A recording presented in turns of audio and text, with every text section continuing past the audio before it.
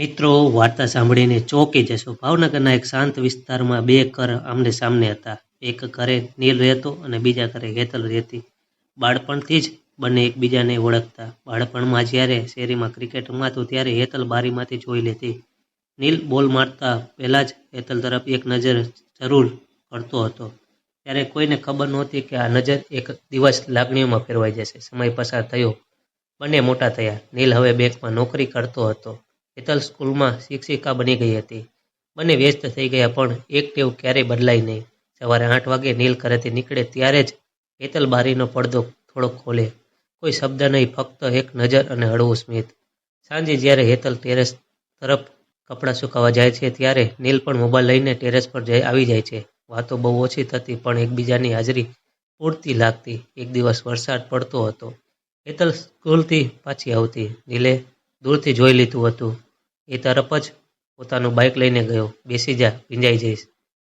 હેતલ બેસી ગઈ. રસ્તામાં બંને ચૂપ હતા, પણ એ શાંતિ પણ એક સુરક્ષા હતી.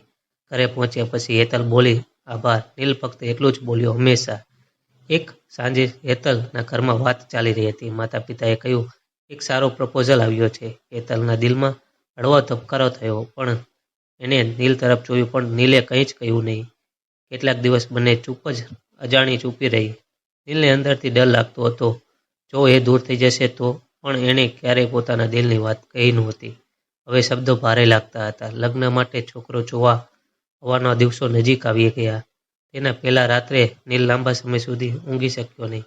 અંતે એ ઊભો થયો. ધીમે પગલે હેતલના ઘરની તરફ ગયો.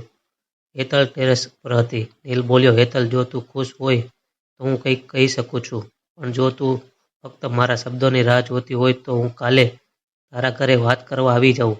હેતલની આંખોમાં આંસુ આવી ગયા. એણે ધીમેથી કહ્યું, મને લાગતું હતું તું ક્યારેય નહીં બોલે, પણ એ ક્ષણ એ શાંતિથી જ બોલી ઉઠી. વર્ષોની તમન્ના પૂરી થઈ ગઈ. બીજા દિવસે નીલ પોતાના માતા પિતા સાથે હેતલના ઘરે ગયો.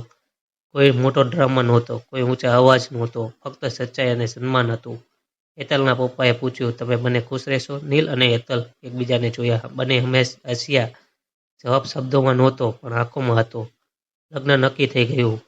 લગ્ન સરળ રીતે થયા. કોઈ શોખીન ડેકોરેશન નહીં, કોઈ ફિલ્મી ગીતો નહીં, પણ ખુશી સાચી હતી. હવે સવારે વહેલા ચા બનાવે ત્યારે હેતલ, નીલ અખબાર વાંચે. ક્યારેક હેતલ ખુદ પૂછે, ખાંડ ઓછી તો નથી ને? નીલ હસીને કહે, બિલકુલ બરાબર છે. વર્ષો પસાર થયા. જીવનમાં નાના નાના ઝઘડા પણ આવ્યા, નાની મુશ્કેલીઓ પણ આવી, પણ એક વાત ક્યારેય બદલાય નહીં, બંનેની શાંતિમાં રહેલો પ્રેમ. પ્રેમ હંમેશા આઈ લવ યુ બોલવાથી સાબિત થતો નથી. ક્યારેક પ્રેમ એ હોય છે જે સવારે બારીમાંથી જોયેલું સ્મિત, વરસાદમાં આપેલી લિફ્ટ અને યોગ્ય સમયે બોલેલી હિંમત.